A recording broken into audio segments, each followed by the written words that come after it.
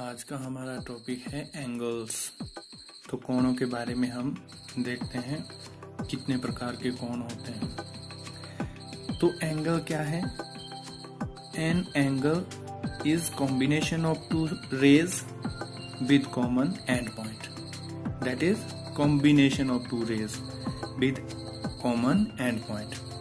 यहाँ पर आप दो रेज देख रहे हैं, एक ये वाली रेज है ब्लैक और एक ये वाली रेज है। तो आपने इन दोनों रेज के ऊपर ध्यान देना है और इनका जो एंड पॉइंट है वो कॉमन है। ये इसका एंड पॉइंट है इस वाली रेज का और यही इस वाली रेज का एंड पॉइंट है। तो ये यहाँ पर जो है मिल रहे हैं, यानी कि कोण दो रेखाओं को एक ही बिंदु पर मिलाने से बनता है। तो ये वाला जो है वो एंगल है।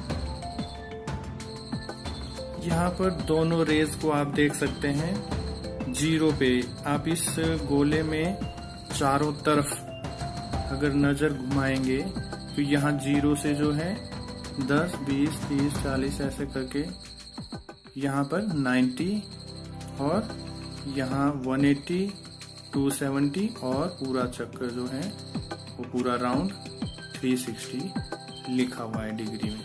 तो हम देखेंगे किस प्रकार से जो है हमारे एंगल्स इसमें बनते हैं। तो आप देख रहे हैं इसकी जो सुई रहती है ये वाली, ये सुई, इसे आप फिक्स समझ लो। जितने भी एंगल्स जो हमारे इस तरफ इस डायरेक्शन में बनेंगे, यानी कि घड़ी के उल्टी दिशा में, घड़ी इधर को चलती है, घड़ी के उल्टी दिशा में, इन्हें हम कहते हैं एंटी क्लॉकवाइज डायरेक्शन। सारे एंगल्स कैसे बन रहे हैं? एंटी क्लॉकवाइज, जब ये सुई इस दिशा में जाती है और जब ये सुई इस दिशा में चलती है जिधर को हमारी घड़ी चलती है, तो इसे कहते हैं क्लॉकवाइज डायरेक्शन। और ये स्थिर पे आती है तो ये 0 डिग्री पे। तो घुमावदार जो हमारी चीजें होती है उन्हें हम डिग्री द्वारा मापते हैं कि कितने डिग्री पे जो है वो मोड़ आ रहा है इसमें। तो आप ध्यान देंगे कोणों के प्रकारों के बारे में। तो जो पहला हमारा है वो है एक्यूट एंगल। इस चित्र में आप देख रहे हैं कि जो पिंक कलर में स्पेस इस सर्कल में दिखाया गया है वो है एक्यूट एंगल। हमारा 0 से ये सुई जो है 40, 50, 60, 90 डिग्री के बीच में कहीं भी ये सुई आपको दिखाई दे, आप इन दोनों सुइयों का जो पोजीशन है उसे देख लें तो इससे पता लग रहा है, यानी कि 0 से 89 और 90 डिग्री को आप एक्यूट एंगल यानी कि न्यून कोण नहीं कहेंगे। तो पहला हमारा है न्यून कोण, किसे कहते हैं? 0 से 90 डिग्री के बीच का जो कोण है उसे आप कहेंगे एक्यूट एंगल यानी कि न्यून कोण। दूसरा जो कोण है वो है राइट एंगल। आप इस सुई को देखिए, 0 से चल के ये देखिए 90 पे रुक गई है। तो आप इस एंगल को क्या कहेंगे? जो बिल्कुल इस रेखा के ऊपर सीधा खड़ा है, इसे आप राइट एंगल कहेंगे, समकोण। ये है आपका राइट एंगल 90 डिग्री। इसी तरीके से 90 डिग्री के बाद जो है 90 से ऊपर और 180 डिग्री तक, 90 से 180 डिग्री तक, ये 90 डिग्री का स्पेस है। 90 एंगल को आप राइट एंगल कहेंगे और 90 से 80 के बीच में ये आपके ऑब्ट्यूज एंगल्स हो गए, अधिक कोण। आप ध्यान रखेंगे कि 90 से 180 डिग्री तक जो है वो हमारे अधिक कोण कहलाएंगे। 0 से 90 तक न्यून कोण। नंबर 2 समकोण जो 90 डिग्री का हो और 90 से अधिक हो और 180 से कम हो, वो आपके आगे ऑब्ट्यूज एंगल यानी कि अधिक कोण। अब आप इसकी शेप देख सकते हैं। ब्लैक जो दोनों रेज हैं उनके बीच का जो स्पेस है वो 90 से ऊपर जा रहा है, 90 से ऊपर जा रहे हैं। तो ये सारे ब्लू कलर जहां भी है, ब्लू कलर में पहुंच रही है सुई, तो अधिक कोण है ये सारे 180 डिग्री। और जब ये स्ट्रेट लाइन दिखे आपको, दोनों किरणें यानी कि दोनों रेखाएं एक लाइन की तरह दिखे आपको सीधी, तो ये स्ट्रेट एंगल है। स्ट्रेट एंगल मीन्स ये आपका 180 डिग्री का एंगल है।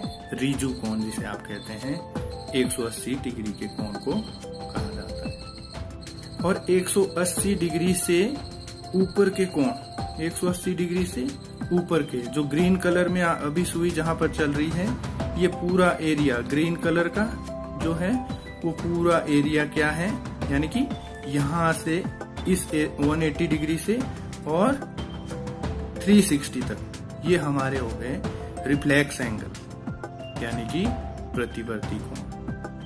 तो आपने ध्यान रखना है 180 से ऊपर जितने भी कोण 360 डिग्री तक है वो है प्रतिवर्ती कोण। और जब एक घुमाव पूरा हो जाता है इस तरीके से, एक घुमाव यानी यहाँ 0 से स्टार्ट किया और पूरा राउंड जो है सुई ने लगा दिया है और वापस वहीं पर पहुंच गई, तो ये कितने डिग्री का कोण बना? पूरा 360 डिग्री, यानी कि फुल एंगल हो गया। ये कोण दो रेखाओं को एक बिंदु पर मिलाने से बनते हैं। 0 से 90 तक के जो कोण हैं, पिंक कलर में इसमें दिख रहे हैं, 0 से 90 तक के वो न्यून कोण है, एक्यूट एंगल। और नंबर 2 जो 90 डिग्री का है वो समकोण है, यानी कि राइट एंगल। और 90 से 180 डिग्री तक जो कोण बनते हैं वो अधिक कोण आ गए हैं, ऑब्ट्यूज एंगल। और 180 डिग्री के कोण को स्ट्रेट एंगल यानी कि रिजु कोण। और 180 से 360 डिग्री तक जो कोण बनेंगे इसके बीच में वो सारे प्रतिवर्ती कोण होंगे, रिफ्लेक्स एंगल्स होंगे। 360 डिग्री का होगा फुल या फिर कंप्लीट एंगल कहलाएगा। और नंबर 7 सप्लीमेंट्री एंगल्स यानी कि संपूरक कोण। ये वो कोण है, ऐसे कोण जिनका योग 180 डिग्री हो, जैसे यहाँ पर दिखाया गया है। कोण नंबर 1 ये है, कोण नंबर 2 ये वाला है। तो ये कैसे कोण है? दोनों सप्लीमेंट्री यानी कि संपूरक कोण है। क्यों है? क्योंकि कोण 1 और 2 का माप 180 डिग्री आ रहा है। वो कैसे पता लग रहा है? इस स्ट्रेट लाइन से। इन दोनों के ऊपर टोटल जो कोणों का योग रहता है, यदि वो 180 डिग्री हो तो वो आपका सप्लीमेंट्री एंगल होगा। तो आप समझ सकते हैं कि संपूरक कोण वह कोण है जिसमें बने कोणों का योग 180 डिग्री हो। और एडजेसेंट एंगल आसन कोण। इस चित्र में आप देख रहे हैं कि एडजेसेंट एंगल कौन से हैं? जिस प्रकार 3 के साथ वाला, 3 के साथ वाला या 4 के साथ वाला है। 4 के साथ के कौन से आसन कोण कौन से हैं? 4 के आसन कोण हैं कोण 1 और कोण 3, जो 4 के साथ में हो। यानी कि आसन कोण वो होते हैं जो किसी विशेष कोण के साथ वाले हो। जैसे यहाँ पर 1 का आसन कोण कौन सा है? 2 और 4। और 2 का आसन कोण कौन है? कोण 1 और कोण 3। तो आप समझ गए होंगे साथ वाले कोण को आसन कोण कहा जाता है।